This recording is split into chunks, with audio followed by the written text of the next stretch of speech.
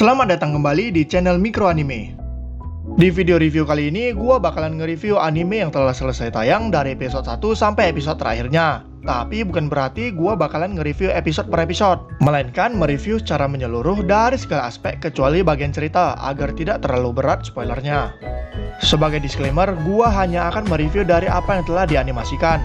Gua nggak bakal ngambil sumber dari manga, light novel, maupun sumber lainnya sebagai bahan tambahan untuk pembanding dengan animenya, dan tentunya akan mengandung sedikit spoiler.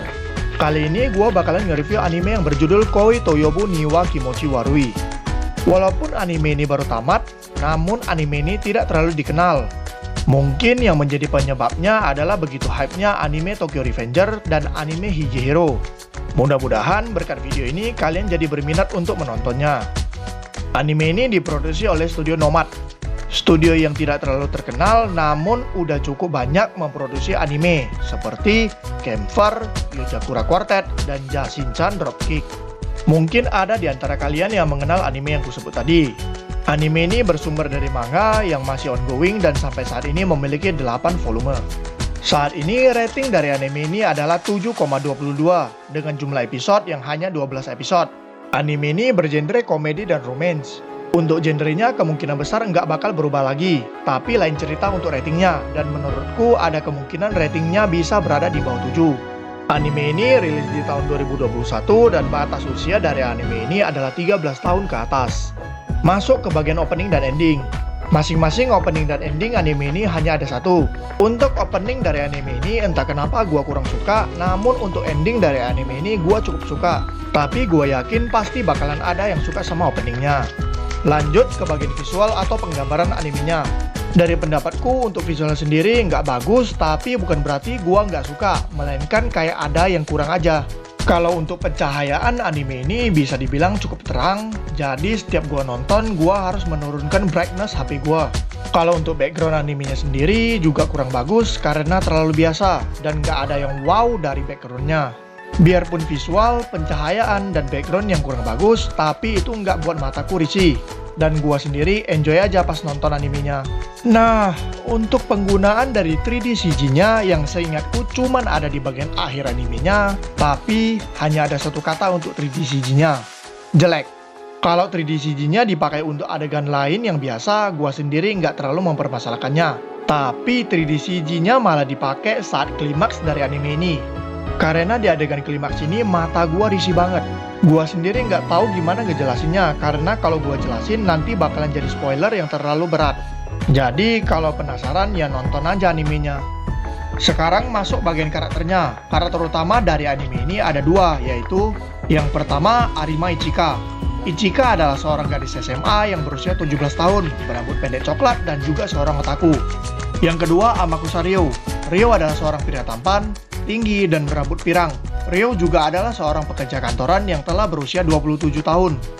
Sekarang sedikit pembahasan tentang seiyuu dari kedua karakter tadi. Yang pertama, seiyuu dari Arima Ichika adalah Kojaka Yurie. Kojaka Yurie sendiri hanya beberapa kali mengisi suara di anime lain, seperti Yoshikawa Yuki di Horimiya, Pekora di Jashin-chan Dropkick, Takanashi Kaori di Muno Nanana, dan 3 lagi yang lain. Yang kedua, seiyuu dari Amakusa Ryo adalah Toyonaga Toshiyuki. Toyonaga Toshiyuki telah cukup banyak mengisi suara di anime lain seperti Tanizaki Junichiro di Bungo Stray Dogs, Nishimura Hideki di Netoyome, Amakusa Kanade di No-Come, dan beberapa lagi di anime terkenal lainnya. Sekarang masuk ke bagian cerita dari anime ini. Anime ini dimulai dari Ryo yang hampir terjatuh dari atas tangga stasiun saat sedang pergi bekerja. Namun Ryo diselamatkan oleh gadis yang gak dikenalnya, yang gak lain gak bukan adalah Ichika. Ichika yang pada saat itu tidak mengenal Ryo pun memberikan bekal makan siangnya kepada Ryo. Karena Ryo yang pada saat itu belum sarapan dan terlihat pucat. Singkat cerita, saat Ryo pulang ke rumah, Ryo kembali bertemu dengan Ichika yang ternyata adalah teman dari Ryo. Ryo sendiri adalah adik dari Ryo.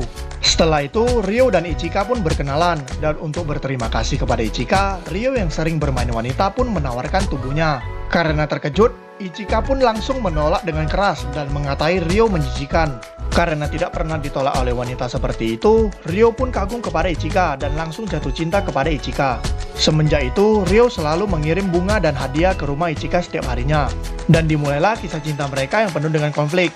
Dari Ichika yang merasa tidak nyaman dengan Ryo, Ichika yang mendapat pernyataan cinta dari teman sekelasnya, begitu juga dengan Ryo yang mendapat pernyataan cinta dari rekan kerjanya, hingga masalah perbedaan umur yang cukup jauh antara Ichika dengan Ryo. Sampai situ saja bagian ceritanya. Sekarang masuk ke kekurangannya. Yang pertama, genre. Di genrenya sendiri ada komedi, tapi gua sendiri gak dapat sama sekali unsur komedi di anime ini. Serta seharusnya anime ini bisa nambah satu genre lagi, yaitu shoujo, karena anime ini lebih mengambil perspektif dari Ichika. Dan biasanya kan anime yang menceritakan seorang gadis yang disukai sama pria tampan itu tipe-tipe anime shoujo. Yang kedua, sesuai yang sebelumnya aku bilang, visual. Secara garis besar, untuk visual di anime ini tidaklah memuaskan, terutama untuk 3D CG-nya. Dan yang benar-benar gua suka dari visualnya cuman penggambaran karakternya. Yang ketiga, seiyuu. Gua rasa untuk seiyuu di anime ini kurang pas dengan karakternya. Dan menurutku untuk seiyuu yang cocok hanya seiyuu dari Ichika dan satu karakter lagi yang suaranya diisi oleh Hanazawa Kana. Yang keempat, cerita. Menurutku untuk ceritanya sendiri pada awalnya cukup menjanjikan. Namun sampai akhir cerita tidak ada satupun dari konflik di anime ini yang menjadi konflik yang benar-benar serius. Sekarang masuk ke kesimpulan. Sebenarnya anime ini enak aja untuk ditonton. Anime ini juga family friendly, tapi jika dilihat dari kekurangan yang kusebut tadi, mungkin akan membuat kalian jadi tidak berkeinginan untuk menontonnya. Namun percayalah, anime ini cukup santai untuk ditonton, jadi kalian tidak perlu berpikir untuk menebak ceritanya. Apalagi untuk memikirkan kemungkinan terjadinya plot twist di anime ini. Cukup ditonton dengan santai aja. Dan jujur, walaupun dengan kekurangan yang kusebut tadi, anime ini mampu membuat gua sampai lupa waktu loh. Dan untuk rating yang kuberi untuk anime ini adalah 7,5 dari 10. Sekian untuk review kali ini, agar channel ini bisa lebih berkembang lagi, dan jika kalian suka video review ini, boleh dong di like, share, dan subscribe. Maaf kalau ada salah kata maupun informasi yang gue sampaikan. Jika ada perbedaan opini atau pendapat, silakan tulis dan diskusikan di kolom komentar. Sampai bertemu di video selanjutnya. Cus!